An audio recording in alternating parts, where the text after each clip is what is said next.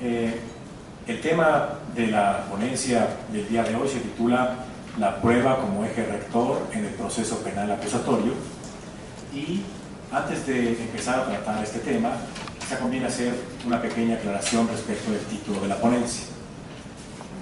Me explico. Esta propuesta del proceso de la prueba como el eje rector del proceso penal acusatorio parecería sugerir que la prueba sería el principal eje rector, el pilar fundamental del proceso penal acusatorio. Y esto creo que requiere alguna aclaración. A mi modo de ver, la prueba en general y la prueba en el proceso penal acusatorio es una de las partes más importantes, pero no es, yo diría, el principal eje rector. Creo que se podrían distinguir al menos tres aspectos que serían característicos del proceso penal acusatorio. El primero de ellos sería los cambios que se han producido a nivel procedimental y que son característicos del proceso penal acusatorio y que ustedes bien conocen. Y estas serían las características del sistema que se suele llamar adversarial, utilizando la terminología en inglés, pero que es más bien contradictorio, ¿sí?, con todas las características de las distintas etapas del proceso y con la moralidad y el principio de contradicción. La segunda parte en estos tres aspectos que yo les menciono sería el de los derechos fundamentales. Entonces, a mi modo de ver, el proceso penal acusatorio se caracteriza en primer lugar por ciertos aspectos característicos a nivel procedimental. Dos, por ciertas peculiaridades en relación con los derechos humanos. Y esto, como saben ustedes bien, los derechos humanos, los derechos fundamentales, tienen un carácter expansivo y están presentes en las distintas etapas del proceso, desde la detención, con los cambios que se produjeron en la Constitución, ya sea en flagrancia, en urgencia, ¿sí?, en fin. Y los derechos humanos serían aspectos que están también vinculados con el proceso penal acusatorio. En tercer lugar estaría propiamente la prueba. En ese sentido, a mi modo de ver, la prueba sería uno de estos tres aspectos principales del proceso penal acusatorio: los cambios a nivel procedimental, el impacto que tiene la reforma procesal penal en relación con los derechos humanos, y tres, efectivamente, el tema de la prueba. Entonces, esto para precisar el tema de la presentación. Ahora, habiendo precisado el tema de la presentación en relación con la prueba, me parece que hace falta introducir una ulterior distinción en relación con la prueba. Y es que, a mi modo de ver, el tema de la prueba puede abordarse desde tres perspectivas. Una primera perspectiva sería la de los derechos humanos, la de los derechos fundamentales. La segunda perspectiva sería la prueba desde el ámbito procedimental, y la tercera perspectiva sería la prueba desde un ámbito epistemológico. En el primer caso, la prueba desde la perspectiva de los derechos involucra aspectos como el derecho a la prueba, el derecho al debido proceso, la regla de exclusión de las pruebas ilícitamente obtenidas, eventualmente la discusión de si cabe admitir y hasta qué punto exclusiones a la ilicitud de la prueba. Esto sería la prueba vinculada con derechos fundamentales. Y en ese sentido se podría distinguir, por ejemplo, los criterios en términos de prueba que se tienen que cumplir para hacer una detención en flagrancia, en urgencia, ¿sí? Y todas estas son cosas que tiene que haber indicios y pruebas, ¿sí? La prueba desde la perspectiva procedimental en el sistema penal acusatorio también tiene algunos aspectos. Por ejemplo, los acuerdos probatorios que están señalados y regulados en el Código Nacional de Procedimientos Penales, ¿sí? Esta noción incorporada del common law, que es la del descubrimiento probatorio, ¿sí?, que consiste en que tienen que intercambiar y tienen que presentar y hacer públicas cuáles son las pruebas. Estaría desde este punto de vista de la prueba a nivel procedimental, por ejemplo, la regulación de las pruebas, qué pruebas son admitidas, ¿sí?, la apertura que hay hacia los medios de prueba, cómo se incorporan esos medios de prueba, cómo se desahogan, etc. Y el tercer aspecto, que es el aspecto de la prueba en sentido epistemológico. Es decir, he distinguido, primero precisando el tema de la ponencia, y después, en relación con la prueba, tres aspectos desde los que se podría hablar de la prueba en el proceso penal acusatorio. El primero sería prueba y derechos humanos. El segundo sería prueba en relación con la regulación procedimental del proceso penal acusatorio. Y el tercero sería la prueba entendida desde el punto de vista epistemológico. Y de estos tres puntos, yo me enfocaré en el tercero exclusivamente. Creo que estos tres son muy importantes, pero conviene distinguirlos, y para efectos del tiempo del que dispongo me enfocaré en el tercero. Creo que ha habido un avance bastante importante. La mesa del día de hoy se titula Retos y Desafíos. Creo que sigue habiendo retos y desafíos en relación con la prueba en estos tres aspectos. Creo que en relación con la prueba en esta vertiente que les digo epistemológica, y por vertiente epistemológica en lo que consiste es la prueba como actividad racional, ¿sí? Que consiste en cómo se acredita un hecho. Y la peculiaridad del proceso penal acusatorio, a diferencia del sistema tradicional, es que están derogadas las viejas reglas legales de prueba, ¿sí? La valoración está establecida y regulada que tiene que ser libre pero no libérrima, no exenta de criterios que se suelen mencionar como las reglas de la lógica, la sana crítica y la recta razón. Uno de los puntos que se presentan, sin embargo, es que no queda claro qué se entiende por reglas de la lógica, la sana crítica y la recta razón, y que la sola mención de estas reglas no tiene ninguna función justificatoria. Por así decirlo, al pasar del sistema tradicional de valoración de la prueba al sistema de prueba libre, me parece que los jueces han quedado descobijados respecto de los criterios a los que solían recurrir para valorar las pruebas. Uno podría ver que en las sentencias acudían al fundamento, por ejemplo, que regula la prueba testimonial y decían: toda vez que el testigo declara haberlo visto por sí, presenciado a través de sus sentidos y no tiene enemistad manifiesta, por consiguiente se le otorga valor probatorio. O distinciones como pleno valor probatorio, valor indiciario. Esto hay que descartarlo, yo creo que está completamente desterrado. El punto que quiero plantear es: ¿en qué medida estamos preparados o hemos estado entrenados, habituados, capacitados, desarrollados habilidades para razonar con las pruebas en este sentido? Mi impresión es que hace falta trabajar más estos aspectos. Creo que ha habido avances muy importantes, por ejemplo, en relación con las estrategias de litigación, ¿sí? Que esto se ha enfocado principalmente a los abogados, aunque no exclusivamente a los abogados, ¿sí? En estas estrategias de litigación se trabajan aspectos que tienen que ver con cómo se incorpora un medio de prueba, ¿sí? Cómo se lleva a cabo un interrogatorio, cómo se lleva a cabo una entrevista, ¿sí? Cómo se lleva a cabo un contrainterrogatorio. Ahora, hay ciertos aspectos que yo les diría no están tan vinculados con los aspectos procedimentales técnicos, sino con los aspectos racionales y argumentativos, ¿sí? Por ejemplo, las partes durante los juicios van a tener que construir argumentos respecto de la credibilidad de los testigos, y ahí va a ser importante que se tengan presente aspectos como: ¿de qué manera dice el testigo que conoce los hechos? ¿Los conoce de primera mano? ¿Los vio? ¿Los percibió por cuál de los sentidos? Y si es así, lo que diga el testigo dependerá de que el testigo sea veraz, pero dependerá también de las condiciones en las que se ha producido su percepción, desde la distancia a la que se encontraba cuando dice que percibió ciertos hechos, ¿sí?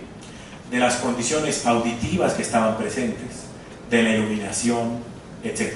Es decir, la prueba vista en relación con esta perspectiva epistemológica es una actividad racional que consiste en mostrar cómo a partir de ciertos hechos podemos pasar a otros hechos, ¿sí? cómo a partir de que un testigo declara ciertas cosas, podemos dar por probado aquello que dice un testigo. ¿Sí? He tenido la oportunidad de trabajar con algunos jueces penales en el estado de Guanajuato, tanto del sistema tradicional como del sistema penal acusatorio, en relación con cómo se valoran las pruebas. ¿Sí? Y he traído un caso, con el tiempo que me permita lo que me quede de la exposición, para exponerles o plantear algunos de los problemas que se presentan desde esta vertiente epistemológica de la prueba. ¿Sí? El caso en concreto que les quiero plantear el día de hoy es un asunto que fue absuelto en primera instancia, en el que se acusó a 3 sujetos de entrar en un domicilio en el que se estaba llevando a cabo un velorio, de sacar por la fuerza a una persona, llevarla por la fuerza sujeta, golpeándola, introducirla en el interior de una camioneta y salir de ahí. Hay distintas pruebas que permiten establecer que se llevó a cabo ese evento en el interior de un domicilio, que llegaron estos sujetos, que sacaron a este sujeto por la fuerza y que lo subieron a camioneta. Fíjense cómo la declaración de hechos probados, toda vez que el juez no presencia los hechos, el tribunal de enjuiciamiento no presencia los hechos, es a partir de lo que viene establecido por las pruebas.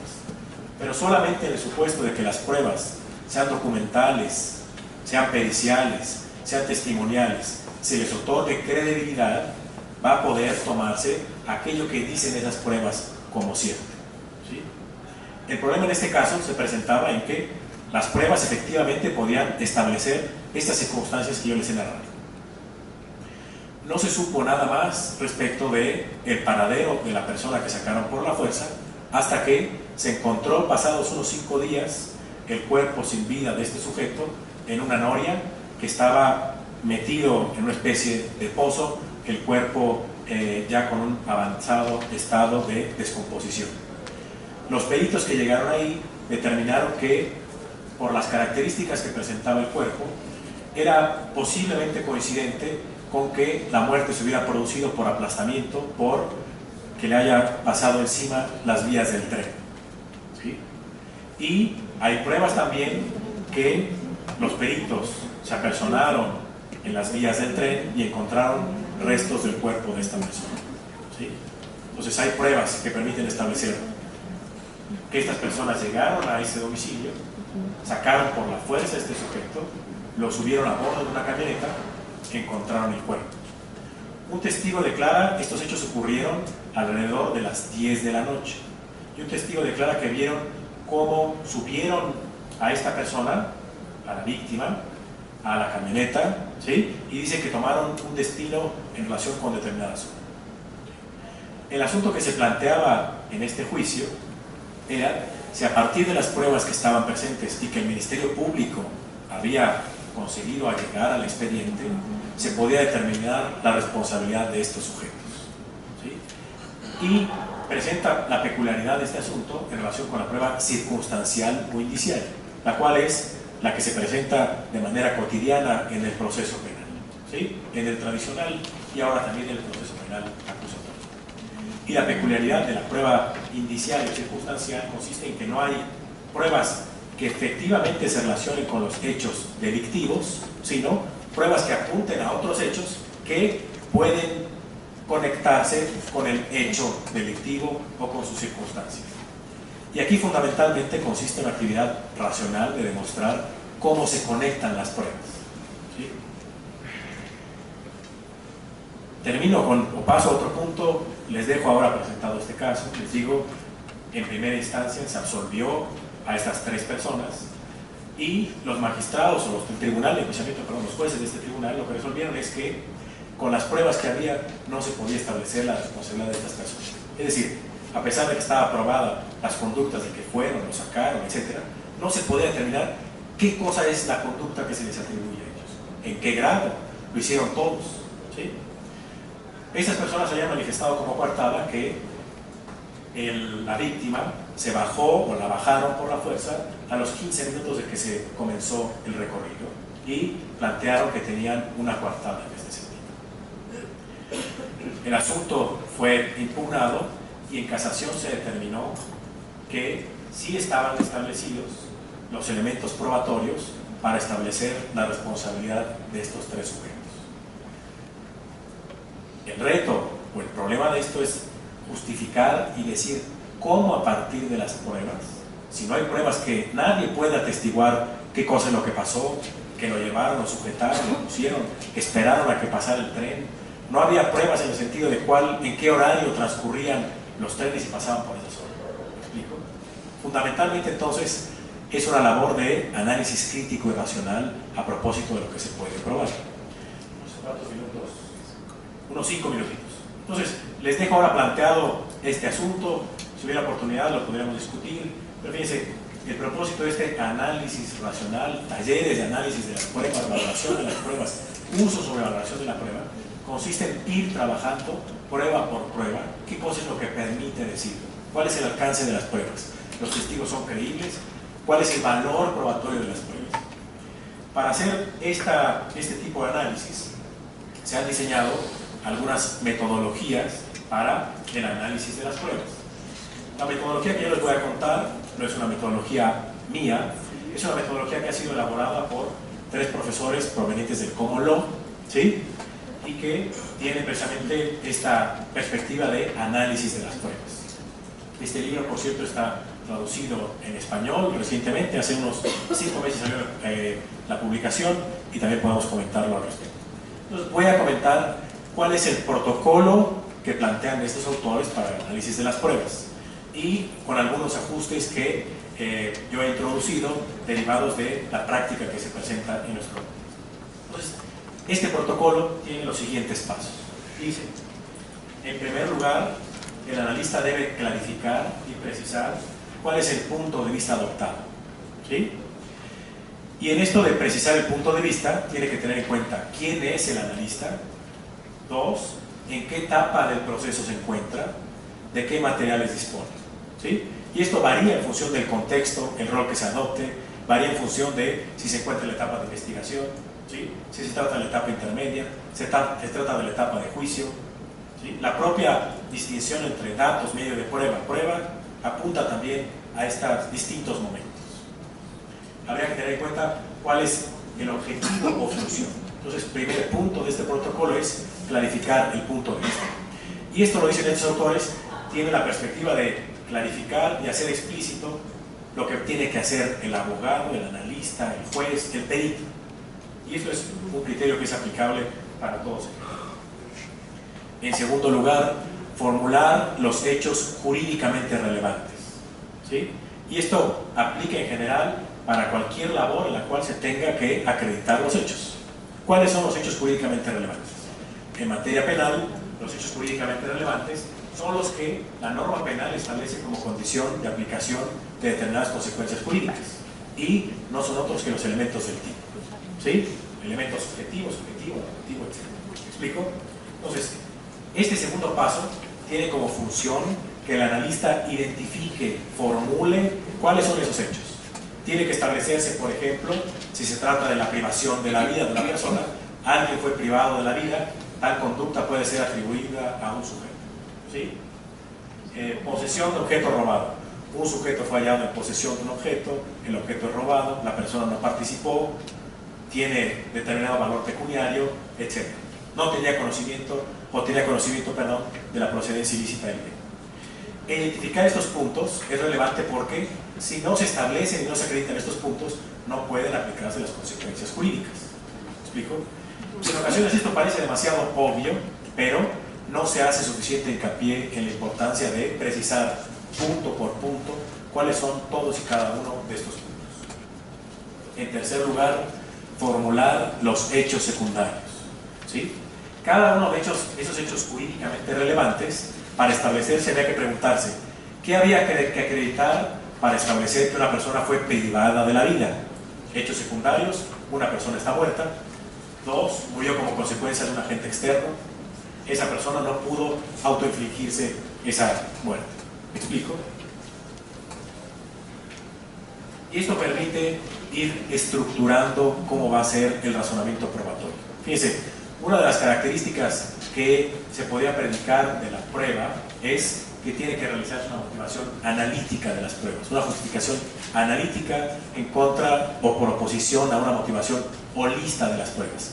Ya no vale un tipo de justificación en el que se diga de una valoración conjunta del material probatorio se puede llegar a la conclusión. Esto no es posible, no era posible antes y mucho menos es posible ahora. El tercer punto, ¿sí?, dice construir las teorías del caso, ¿sí? Esto de teorías del caso ahora se ha convertido en una noción muy importante, muy famosa en el sistema penal acusatorio, ¿sí? Hay libros, muchísima literatura al respecto, ¿sí? En este punto, la importancia de formular cuáles son las teorías del caso sirve para el analista, para formular cuál es su propia teoría y para anticiparse a cuál sería la teoría del caso de la contraparte. Si se estuviera examinando desde el punto de vista del juez, tendría que tener en cuenta cuál fue la teoría del caso del Ministerio Público, cuál fue la teoría del caso de la defensa en ese caso. ¿Me explico? Y ahí simplemente quiero plantear un punto de esa manera puntillosa. Suele plantearse la teoría del caso y he visto que suele representarse como una narración, un relato o una historia. Esto me parece problemático. Fíjense, en el common law se suele plantear que las partes presentan historias o relatos y que el jurado resulta persuadido por historias verosímiles. En nuestro caso, diría, no me parece conveniente incorporar esa noción de teoría del caso como un relato, ¿sí? Esto no supone que la estructura que suele plantear de la teoría del caso como conformada por hechos, derechos y pruebas. Pero fíjense, esto no es algo tan extraño, más que para hacer una subsunción hay que contar con el derecho, hay que contar con los hechos y las pruebas que permiten hacer esta operación. Es decir, lo que se tiene que hacer ahí es un ejercicio de subsunción. A mi modo de ver, la teoría del caso puede verse como una estrategia argumental que sirve para establecer esos hechos jurídicamente relevantes a partir de las pruebas. En cuarto lugar, construir el cuadro probatorio. Esta idea de cuadro probatorio consiste en decir cuáles son todas y cada una de las pruebas, cuáles son todos y cada uno de los datos de prueba. ¿Me explico? Y esto sirve para efectos de los abogados, del Ministerio Público y en su caso del juez, para que no se les escapen las pruebas, ¿sí? Tiene que razonar con todas y cada una de las pruebas. 5. El análisis de las pruebas propiamente dicho. Y ahí tiene lugar el análisis individualizado y el análisis conjunto de las pruebas. Examinar la credibilidad de las pruebas. Si las pruebas son plurales, si son variadas, si son confiables, si son precisas, si hay hipótesis alternativas, si hay hipótesis que se han podido refutar. ¿Me explico? En sexto lugar, ¿cuál es la toma de decisión o la postura final a partir del estándar de prueba adoptado? A pesar de que la Constitución no establece el estándar de prueba más allá de toda duda razonable, sí lo reconoce la legislación procesal penal. Y esto es un problema porque parece que no hay suficiente claridad sobre cuándo se alcanza ese estándar de prueba. Entonces yo les diría, también hay que reflexionar sobre dónde se ubica ese estándar, dónde lo ubican los jueces ese estándar, en función de, para establecer qué cosa hay que hacer para probar, para satisfacer. Y vinculado con ese estándar de prueba estaría la duda y la absolución, en ese caso, de no satisfacer el estándar. Y en último punto estaría finalmente la toma de decisión. Termino entonces. A mi modo de ver, se ha trabajado varios aspectos relacionados con el proceso penal acusatorio. Se ha trabajado también el aspecto de la prueba. Creo que es un reto y un desafío seguir trabajando en esta parte de la prueba que es la perspectiva racional, inferencial de la prueba. Y en este punto yo diría, sería conveniente seguir trabajando al respecto. Muchas gracias.